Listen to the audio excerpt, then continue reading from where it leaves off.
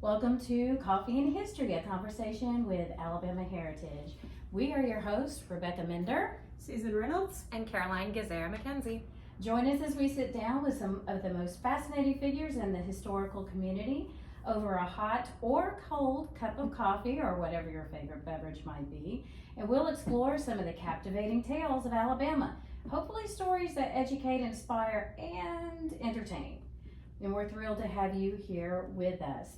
We'd like to start our first inaugural session with what we like to call Did You Know? And I think Caroline has a fun fact to share with us. Yeah, so, okay, you guys, what do y'all know about Seth Gordon Persons, our 42nd governor?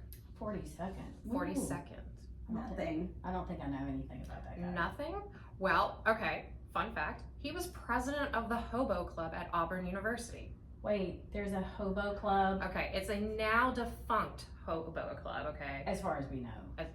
That is true. They but could still be meeting on trains or something. You just never know. But this was part of his personality. He was very spirited and adventurous, and he took that on to his platform when he became governor in Alabama. Wow. Awesome. Yeah. That's kind of weird. Now, I know the University of Alabama has a cloud watching club, and that's something does. I've always wanted to participate in because I could just love sitting outside and staring at clouds all day. But a hobo club, that one's new to me. I think it's great. I I'm haven't. not sure what they did, but that's interesting. Well, I mean, you know, be president for that, and then you're governor of the state of Alabama, then it must mean. Maybe we'll find out when we have our Alabama Governor's Department run for him. Oh, that would be good. Yeah. We got to make sure we add that into the magazine. Yeah. That's Alabama Heritage Magazine, by the way. AlabamaHeritage.com. Make sure you subscribe, and it makes a great gift, by the way. So today, this is going to be our very first opportunity to have a guest, and we have somebody very special who's joining us, somebody who we love and adore. And Susan, if you would be honored to introduce our guest, we'd appreciate that. I sure will. I love Scotty Kirkland. And he is our very first guest on our podcast. He's an award-winning historian and writer. He holds degrees in history and political science and has worked for the History Museum of Mobile and the Alabama Department of Archives and History. And he's our most published author right now. So welcome Scotty. Woohoo! Welcome, Welcome, Scotty. Scotty. Thank you very much. We're so glad to have Happy you here. to be here. Most published author. How does that make you feel? But she qualified it. She said right now. Yeah, At the Mike, moment. yeah, Mike Bunn is catching up with you, so you're gonna Well, have to really step it up, Scotty.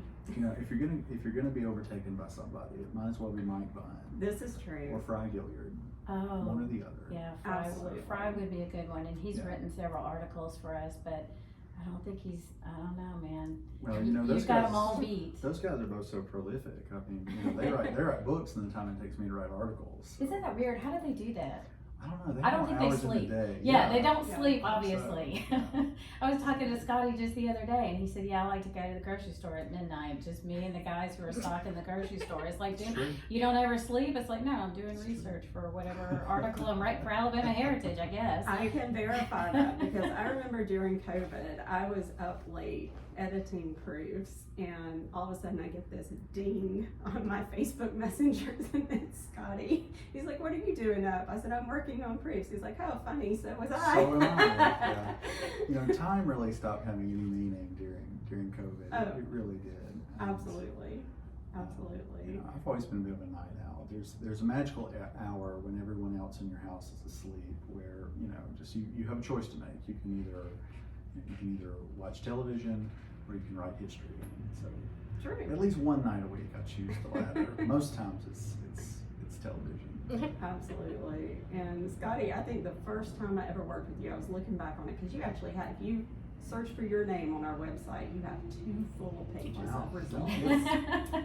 That's Wow. saying something. That is saying something. And I was looking back to see what the very first article was, and it was the Doss Library. That was so much fun. Mhm. You know, I didn't know Chris and Harriet Doss well when we did that article, but by the time we were finished with it, I had just made lifelong friends. Oh, And yeah. I just remember walking through the library with you and Donna and Robin, bouncing around taking photos as he does, but we just had such a great time with them. And then when you all left, I stayed and I stayed for another 5 hours. No way. What? Yes, it was. We Did sat they down at at the least table. serve you dinner? They didn't serve me dinner, but they kept me hydrated, and we talked about everything. It was so much fun, and I drove back to Dothan that night because my son had just been born, and so he was staying with my in-laws, and I drove back to Dothan that night, and I thought,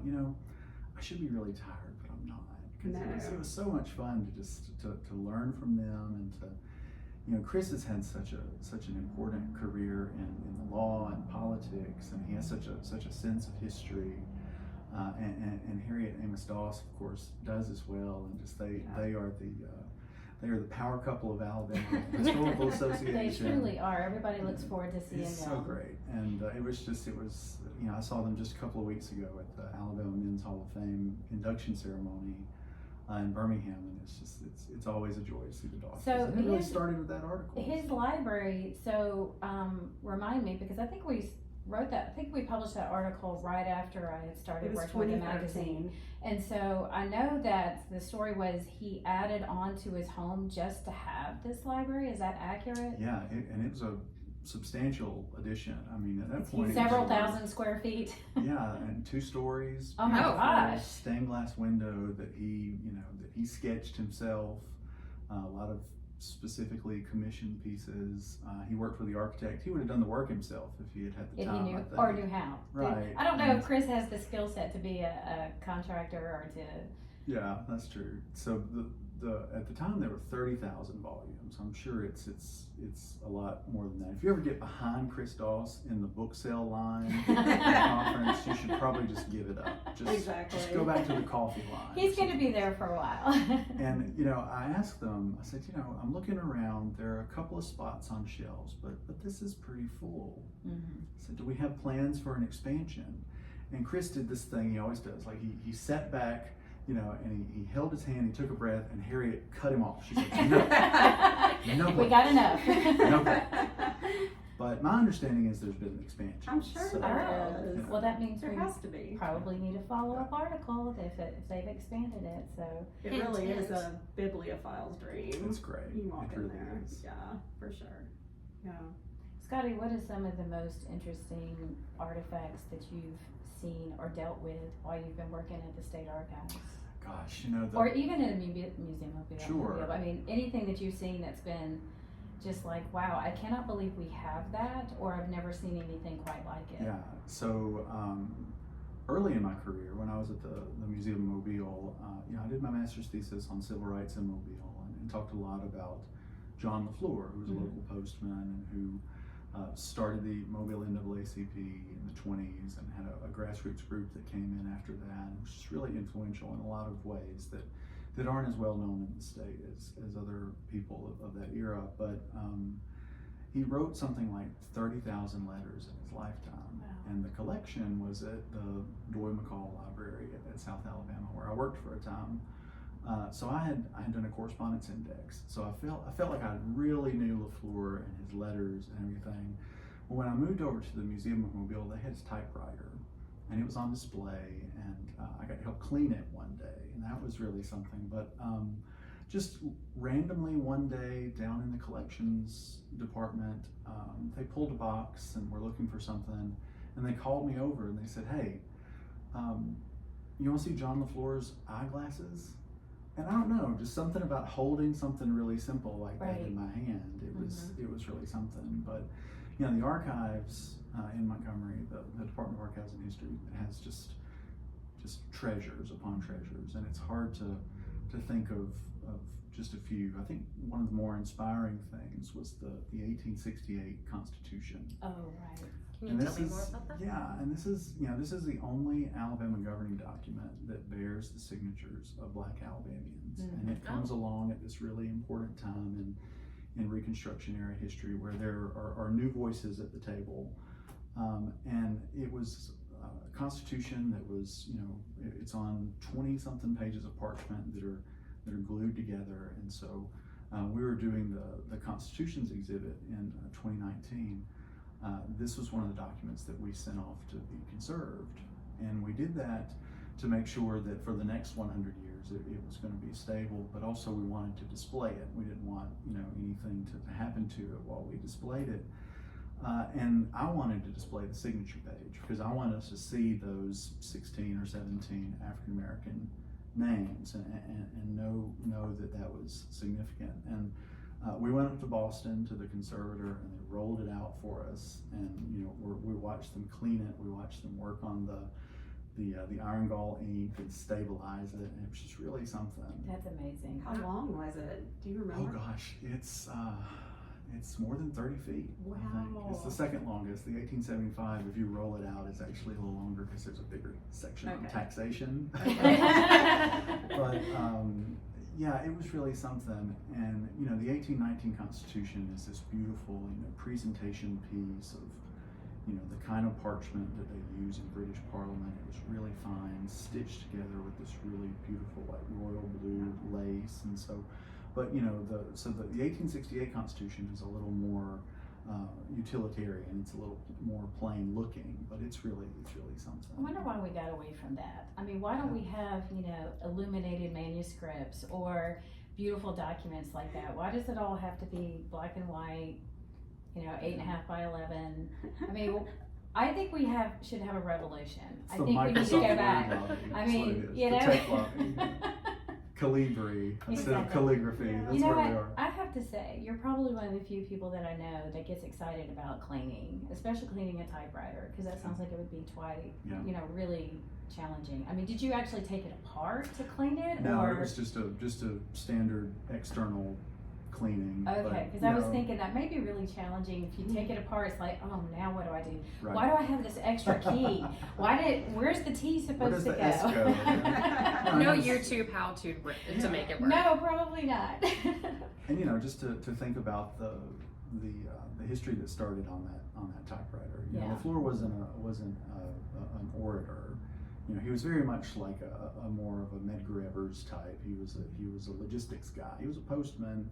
He knew how to get things done. He had a sense of things. He's the one that chose Vivian Malone.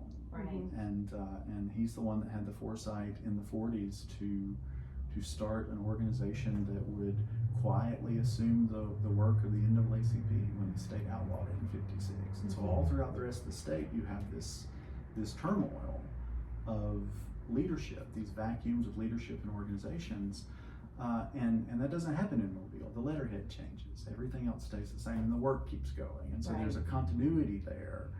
And that's one of the things that I enjoyed exploring, and I guess really 2 articles for you guys. The first on the NAACP cases, but then also a piece that I really enjoyed doing a few years later on the floor himself, just sort of pulling from some other things I've done on him. So. And you've had a couple of cover stories for us. I mean, that's kind of a cool deal too. Yeah. I mean, the most recent Yeah. is right there to your left behind Caroline. FDR, yeah. And you want to tell us a little bit about that? It was a department that you were talking about different presidents who had visited the state and Sure. what kind of activities they had. You want to talk a little bit about that? Well, I gotta tell you, I was really skeptical when I heard about this redesign. I was like, guys, I don't know if we should do this. And then I saw the cover and I was like, oh, they chose me. It was brilliant. Well, that is true. The very first redesign, the very first issue of the redesign does have your feature on the cover. And when we presented the cover at the AHA meeting in April, you were all happy, and then you were sad that you didn't get a picture with it. Yeah, and I kept coming I around. still can. We've got a poster. We'll get a picture with you. It's right by my office, so we can fix We this. can make that happen. So I've had 3 cover stories, and I really do need to frame them. I've thought about that for a while. You should. But so the cover story for the most recent was at one of our From the Archives columns. And this is a piece that the Department of Archives and History has had in the magazine, I guess, consistently since about 2017, 2018. Yeah, that's about right. And I think more sporadically before then. But since 2018, it's been my real pleasure to be sort of the internal series editor for this column. And we move it around among the different divisions and the different sections. We try to have some diversity of topics, some diversity of statewide geography, but also to make sure that our archivists and our curators and really anyone who works there who wants the exposure can have a chance at it. And we have a lot of really young staff that want that kind of experience. So it's really fun to just sort of guide it along the way. It's one of my favorite departments just because I learn something new every time. It's usually, just a smaller story that you may not have heard of before, or an element of a larger story that you may not have heard before. So I really enjoy that. Yeah, one of my favorites was a few years ago when Justin Rutter, who's another author of yours, and he's a digital, he works in our digital assets section. He's an archivist. Just a fantastic guy. He wrote just a beautiful piece on Gwen Patton, and I guess it was he had already started working on it when she passed, and so it became a piece where we looked at some of the photographs of her from the Pepler collection in the '60s when she was a student at Tuskegee, and then some of the political ephemera that she had given the archives after that. But just such a wonderful way for Justin to pause and remember her, a friend and a fellow public historian. It was really fun to watch that one come together. Tell us a little more about, you just mentioned the Pepler collection. Can you tell us about that? So the Pepler collection is great. It's one of my favorite stories.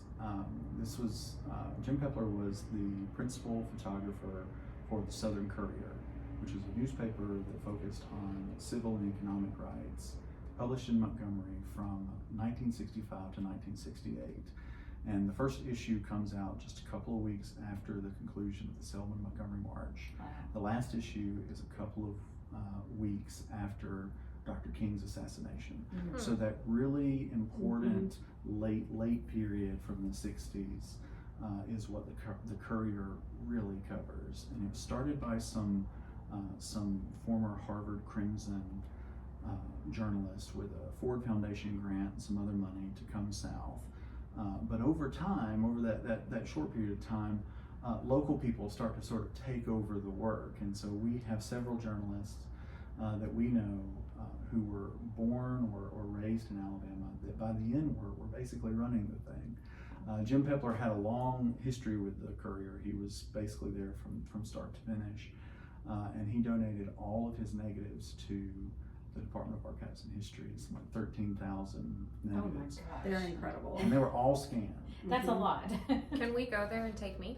Should we go there? Yeah. Right. Next Oh, field and trip? They're and also all online. They're all of them. online. Okay. Yeah. I think that's one of the things too that a lot of people don't realize is at the state archives you don't actually physically have to go there. You can go online because you do have such a valuable resource for everything that has been scanned in, but I'm sure you definitely have a backlog of stuff that needs to be taken care of. So Yeah, there'll always be in England. There'll always be something else to digitize, right? But the digital assets section run by Meredith McDonough and with good folks like She's Justin, they just the things that they find and scan. We get these monthly updates, and it's just like a little bit of Christmas. You always get really fun stuff and ideas for stories. I mean, really though, when you do have such a big backlog of stuff that needs to be digitized, it's almost like, where do you start? How do you prioritize? I mean, I guess that's a Meredith question, but it's just, to me, it seems like it would be so overwhelming to try to figure that out, because a lot of it would be really important. And maybe it's because of, I guess, like if somebody's doing some research and they're looking for somebody's papers, and you might actually have the papers, but they're not digitized. So I guess you would do for them, kind of an independent scholar, what you would do for our magazine. If there's something that we need, then you guys scan it in for us, and that kind of thing. So it just seems like it would be, a lot of fun, but also, like I said, quite daunting to decide how you're going to go about deciding which goes first. Yeah. But then you also have the call for volunteers to, transcribe some of the art, Like the military documents, records, especially the late 1800s, early 1900s, because a lot of people can't read that cursive handwriting anymore. Unfortunately. I've It's a actually sad been state of doing. affairs. I've been doing a couple of them when I have downtime, of course. But doing that volunteer work or getting volunteers is important too. Absolutely. Yeah. Well, I think it's good for the community to get engaged. I mean, they learn stuff, but then also, people who are retired and have extra time on their hands, it's a lot of fun for them do that, and it might actually lead them to something that they're looking for genealogy purposes, you know. So it's very important work that you guys, you know, that the archivist does. You know, and those transcriptions, you know, that's something that really accelerated during the pandemic, because people had time, they wanted to do it. We had a story column from the archives column for you guys on that, and before it came out, one of the military related documents that we called out in that story, before I even got the proofs, the whole series was finished. And so we had to, in proof, we had to rewrite that section because we had finished it already. Exactly, yeah. I mean, and just as sort of a behind the scenes of the magazine, like, our relationship with the archives is crucial to what we do. You know, the photos themselves, just the records y'all have, the people. I mean, most of all, the people that work down there, because they're incredible. Everyone I've ever worked with from archives is great. And the department also made it very easy for when we did our redesign on our website, you know, reaching out to get high quality photos, so that way we could bring some of our former stories back, you know, with new images and stuff like that. I'm very thankful for the archives. Scotty, do you have questions for us? Oh my gosh. Softball question time. Yeah, I don't know. Oh wait, I have a question Go though, for it. before you go, for it. with that. So one of my favorite things that you post on Facebook is when Claudia, that's your daughter, comes in and like says, "Hey Dad, write down this story." Yes. So does she just actually walk into the room and is like, "Hey Dad, I got a story"? Pretty much, yeah. She, so my office at home is just off of the living room, and my office and Claudia's bedroom share a wall. So sometimes when she's being a little too loud, or if there's something going on, I'll just give her a little knock, just a little knock on the wall. And sometimes she mistakes that for an invitation. But, you know, the door is never closed to Claudia. During the pandemic, when we were all home, you know, all four of us were home, my son as well, and I kept a tally sheet one day. She came in and interrupted me something like 60 times. Oh my gosh. But it was a great day, because, you know, Claudia's this little bubble of joy, and she'll be really glad that we're talking about her right now. Both your kids are awesome. She asked me last night, I was telling her, you know, I'm gonna go to Tuscaloosa, I'm gonna do this podcast, and it's going to be on YouTube. And so we were talking about what that might look like, and she says, "Well, you've done some things before that are on YouTube." I said, "Yeah." She said, "Well, have you talked about me in any of them?" Well, there you go. So now here we are. Now we Hey, have Claudia. Hey Josie, we can't leave Jackie. We can't leave out his That's wife, right. Jacqueline. Hey, Jacqueline. Hi, family. But Mom and Dad. So Claudia's in 2nd grade, Yeah. and Claudia comes into the office and crawls up in my lap and minimizes whatever Word document I have open, thankfully. Love it. And says, "Let's start a new one." And so usually what happens is she dictates and I type, but sometimes we reverse. She doesn't take editing too well, but she's okay with it. You know, and they're always just really fun little stories about what she's been doing. Now she's following in your footsteps, because we don't have to edit you very much either, which is such a blessing. You just don't realize how nice it is to have something come in that is, you know, clean and ready to go. So maybe by the time you retire, she'll take your place and she'll be writing for us. You never know. We'd love to have her. Last year, when she was finishing her 1st grade, you know, they give out sort of classroom superlatives. Right. She got the Amusing Author Award. Ooh, Love it. And so she Nice. came home and we took some photos, and I was at awards day, and it was really great. We came home, and then we were working on getting a frame for it, and I just kind of laughed and I said, "You know, gosh, Claudia and I have the exact same number of writing awards." All right, Scotty, I've got to ask you a question. Shoot. Now, I do not work for Vogue. I work for Alabama Heritage Magazine, and I am dying to Could know fool me. how you started with the sweater vest. Because you do have a very distinctive look, and we love your sweater vest. You gotta commit to the bit. And right? I know you do commit to the Yeah. bit, and I appreciate that about you. So what made you start doing sweater vests, and how many do you own is the question? Well, I don't own as many as you think, because, you know, after a while you do have to sort of change them out. So I probably it's 3 or 4 now. I've gone more to the No, zip up really? thing, you know. Oh, But you know, the archives, it's, you know, it's cool in the building all the time, because they have Right. to do so much to work on the controlling the humidity, and so I can wear, you know, I can wear them almost year round. But actually, no, it started when I worked at what's now the Doyd Will McCall Rare Book and Manuscript Library, back when it was called the USA Archives, Right. and Yeah. in the basement of an abandoned hospital. Oh gosh. It was cold down there, of course, but we had a dark room, and I ruined more than one sweater by getting darkroom chemicals on the sleeves, Oh. or I stretched it out because I was pulling them up over my elbows because I was working in the darkroom. Yeah. So I started wearing sweater vests with the apron over it. So Nice. that's how it, you know. And then when I moved to the History Museum in Mobile, you know, David Alsabrook, who was the director, He and was who was so a good great. friend and a great mentor. He was also a member of the Sacred Order of the Sweater Vest. And so people who didn't know me already, they thought I just sort of picked up and was you know, sort of Copying taken after him, the boss. But you know? I came to it on my You were own. 2 peas in a pod, or 2 peas in a sweater vest. That's- yeah. Well, we love it, so you got to keep that going. All right, Scotty. We have one last segment, and this is what we call Before You Go. Oh no. So before you leave us, before you go, we have a few other questions that are maybe a little different. I mean, like Caroline said, it's a little bit softball question, you know, asking you about your sweater vest. So Okay. it's not to be intimidating or anything like that, but you know, just something that would be a little bit more interesting so we can get to know you a little bit better. Okay. And that way our listeners and our viewers and all of our followers can go, you know what? That's Scotty Kirkland. He's so cool. I want to be just like Oh him. man. And you know what? You are going to start a trend. And I know that these sweater vests are going to be like, everybody's going to be going to Temu to find the latest sweater vest. You know? So we're just going to ask you a few quick questions. Okay. It's pretty simple. Great. Is a hot dog a sandwich? I don't think so. I think a hot dog is a hot dog. Do you know if Gus's hot dogs, do they consider that a sandwich? Gus's. Am I Chris's? wrong? Chris's hot dogs. Yeah, that's it. Chris's hot dogs. Chris's are hot dogs, dog. I don't thinks they're a sandwich. Because they also sell burgers. They sell burgers. They have a menu and they have sandwiches on their menu, and the hot dogs are not. It's in a on whole sandwich. separate category. Yeah, sure. Oh.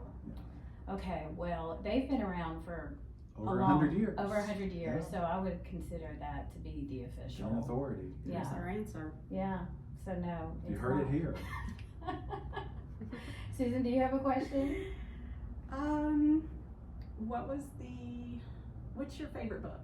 Oh gosh. That's a hard It's one. a very hard question. One of the books that early on had a real influence on me, just in the terms of framing and storytelling, was actually a David McCullough book. Okay. And I've read it, I don't know, probably 3 or 4 times now, but it's his book on the Panama Canal, Path Between the yeah. Seas. Yes. And just the way that he covers so much territory, no pun intended, and just the stories that he's able to tease out. You know, he talks a lot about people from Alabama, obviously, you know, Gorgas and William Siebert and several other people. Of course, John Tyler Morgan, who wanted a canal but wanted it to go somewhere else, and ran up against this young political phenom named Teddy Roosevelt. Right. You know, and what happened there, and it's just a great way to frame it. And he did another book a few years later on Americans in Paris called The Greater Journey, which is just great. I just bought that Just, one on Kindle. just so wonderful. Yeah. And just, you know, it wasn't the last book he ever did, but I think it was for sure the opus. You know, and I'm he worked on it excited for about that 30 years, off and on. But you know, I was thinking the other day, Rick Bragg's book on Jerry Lee Lewis that came out, I don't know, about 10 years ago. Yeah. I mean, the first 60 pages of that, it was just a clinic on how to tell just a really good story, and to come at it from, you know, you have a little lore, you have a little heritage, you have some straight facts, and you know that's Alabama history in a lot of ways. Right, yeah. So just the way he told that story. He's pretty much are- perfected that. I think I've given both of those books as gifts 3 or 4 times. Right. now, so. Must be good books. Yeah. That's an endorsement Yeah. right there. Anytime you give it a gift like that, yeah. But my current Alabama history book that I like the most, I actually noticed Mhm. it's right behind me. Oh, It's wonderful, just great Tennant McWilliams Yeah. book, Dixie Harriet, Mhm. which came out just a couple of weeks before he passed away. Yeah. And I'm reading it now for the second time. And Okay. I wish he was here so we could just grab him and just tell him that, you know. Okay, he so did it. this He is did it. why you're not getting more articles for us, is we're Because I'm reading reading books too much. multiple times, so You you have get to read one tonight. and done, read it once and then move on. You know, I do occasionally Get cheat. inspired. I do occasionally cheat on Alabama Heritage too. I do sort of. I cast know my you net wait a for while, other so publications of which they will not be We named. won't talk about So- those. Well, speaking of other things that you do, if you couldn't be Scotty Kirkland, the archivist, the person that we call on every day, all the time, you know, Susan's bestie, basically. Basically. You know, what would you be and why? Well, you know, I'll be honest. I grew up on a farm in Houston County, and my dad is a farmer. My son loves it. You know, when we go home, he's the 5th or 6th generation of our family to work on some of this land, and That's it means a amazing. whole lot. And you know, my career, my interests took me in a different way, but you know, there's really not a day that goes by that I don't miss it some, and I'd go back. I'd be you know, back in the 19th century, they had what was called a gentleman farmer, Mm-hmm. you know, and somebody that had a Somebody little who- career on the side, And somebody wear who a sweater vest maybe while they wrote farm. sweater vest over their overalls, you know. We could do that. We could do that. I like that. I like that. I That's think, really I cool. think you could farm in some sweater vests. My dad might It have might a be a different little too opinion. hot. He might think, no, don't do No, that. don't do it. You know. My dad, Alright. you know, he's the reason that I got into the historical marker game. Yeah. Yeah, we didn't even talk about that. Why don't you tell us a Yeah. little bit, because you So, are with the Yeah. Alabama Historical Association. You help them generate the markers that they produce and put throughout the state every year. Yeah. So why don't you tell us a little bit about that and how many you guys do and what the Yeah, program's sure. all about? Yeah, no, and so when I was 13, when I was my son's age, we went on a family vacation to Pennsylvania. We drove and spent I think it's a week and a half on the trip, and I'm pretty sure we stopped at every historical marker along the road Wow. there and back. And I just remember thinking, God, if I never see another historical marker. And here you are in charge of And that's them. what happens. But no, so the marker program has been around since the 50s, and there's a long history of somebody at the archives being involved with it. And Norwood Kerr, who was my predecessor as the marker chair, gosh, he did it for 30 years. And they do between 10 and 14 markers a year. It's a very sort of locally, community-based program, so they don't, you know, we don't decide who gets a marker or where it goes. The local people come to us and we sort of help them through with it. Mark Wilson says we're the midwives of markers, Right. and so we make sure that the text is accurate, that it fits into the style, and that when it goes up that history is told in an accurate and engaging way. And it's But you also help with restoration of some markers that have been yeah. weathered or might need the text updating and things of that nature, right? Yeah, we have a couple of local artists in state that help with that, and we put those people together. But you know, it's really been rewarding because not only do you learn a lot, you learn history that you would never otherwise know, but it's just so great to meet these people who really care about these communities. Right. We did one last year on a Montgomery Advertiser reporter named Inez Baskin. Mm-hmm. And she was an early African American beat reporter for them. And she was writing wire stories for a black newspaper organizations, basically the African American version of the Associated Press, during the early days of the bus boycott. Of course, these were unattributed. And so it's years later when you find out that it was Baskin who's on the ground and who knows all these people.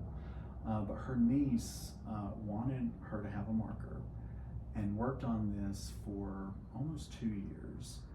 and got the text, got approval to put it in front of the house, and then raised the money and did it the hard way. Some markers are expensive. They're right now well over $3,000, and that's real money. Yeah. And Especially for a small community. yeah, exactly. But I tell you, we went early December of 2023 and had the unveiling for that, and it's just to see the pride on her face and the other extended members of the family, and drive by it now and you just have to sort of smile and just think about her and all the work that went into it. And there are stories like that all over. That's awesome. And so if I could go back and tell my 13-year-old self one thing, it would probably not be, don't be down on historical markers, but I definitely tell him don't be down on historical markers. Yes. Because they're pretty important. Well, I think it's probably more about being part of the family too. I mean, teenagers, they just don't care and they don't appreciate it. And you're driving in the car and they're in the back seat on their little devices. And when my kids were little, I would always say, "Water," and that means we're crossing some water. That means stop looking at your device, look out the window. Sure. There's probably a lake or a river or an ocean or something, and I want you to see. I still do it to these girls because it's like, ladies, there's water. Get up and start looking. But no, I mean, I think that's one of the things. When we're teenagers, we just don't think about it. We don't appreciate it until we're much older. I mean, because we talked about that in our first episode. I didn't even really like history until I became an adult, and I realized it was stories, just like what you're talking about. It's like there are stories of these people that we have never met, never heard of. We didn't learn it in school, and now all of a sudden you hear how fascinating and fabulous they were, and all the stuff that they did, and it's like, wow, I had no idea. And it could be something that happened in your own backyard, So that's pretty amazing. Well, Scotty, It's true. we just want to thank you. Thank you so much for joining us, especially like we said, you are our very first guest for this podcast. So hopefully this will go well. If not, then we're going to blame you. I accept all blame. We'll never blame you, Scotty, but we do appreciate you joining us today, and we want to thank you, our listeners, and our viewers on YouTube for joining us for this edition of Coffee and History, a conversation with Alabama Heritage. You can always find our podcast on our website at alabamaheritage.com, as well as on Apple Podcast, Spotify, our YouTube channel, where we are going to be posting the extended, unedited, and unfiltered versions of our podcast. But for now, I need more coffee. Thank you for joining us. Thanks, Scotty. Bye, everybody.